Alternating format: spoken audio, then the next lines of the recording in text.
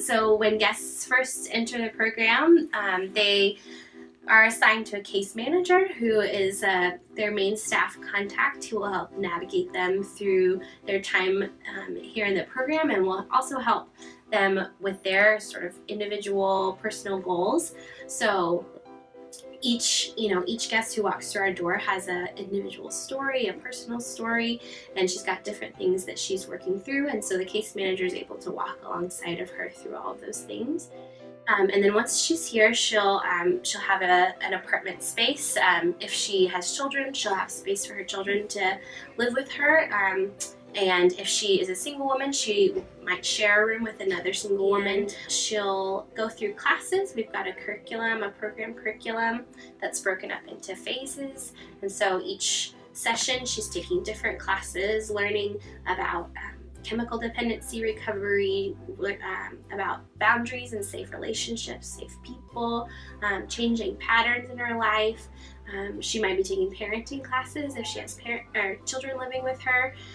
She'll be working with a counselor as well. We have counselors on staff.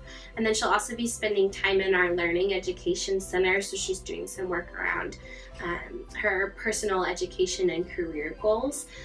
We really do want to walk alongside guests as they're moving towards independence for after they leave our program. And so those are things that we're also working on while they're here as well. So the whole program itself is about 12 months, and they're living here with us through that whole time.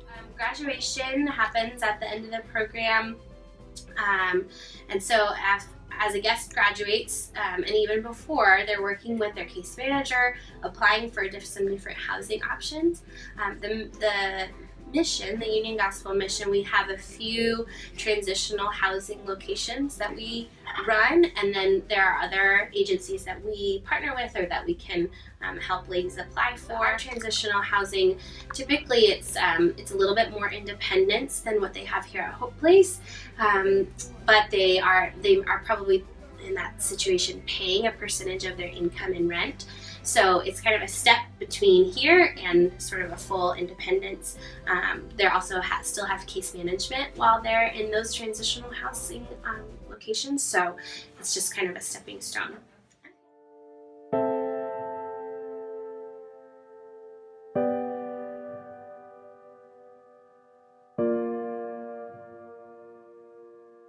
I hear the sound echoes beneath, angels and skylines meet.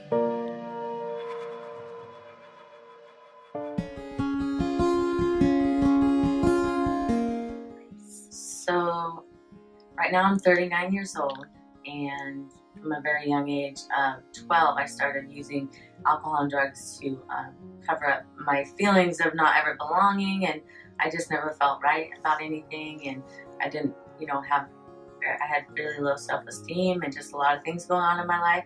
So off and on for the last 23 years I've been in and out of using drugs and alcohol, and this last 3 years in particular has been really hard.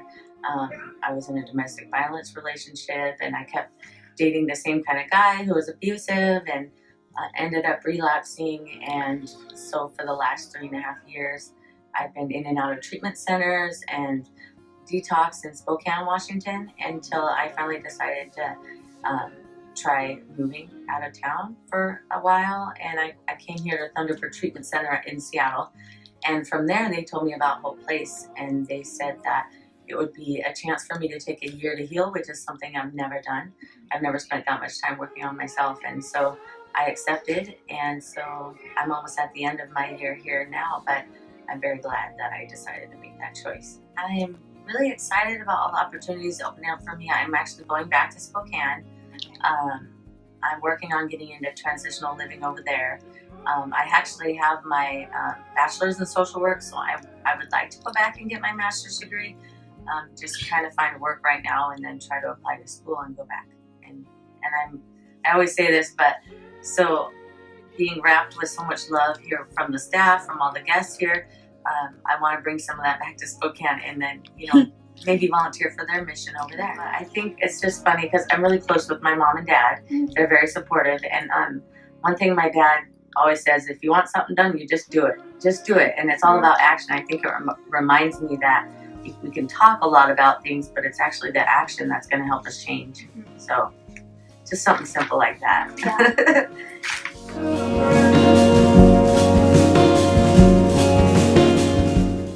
I would either be in a jail, institution, or probably dead.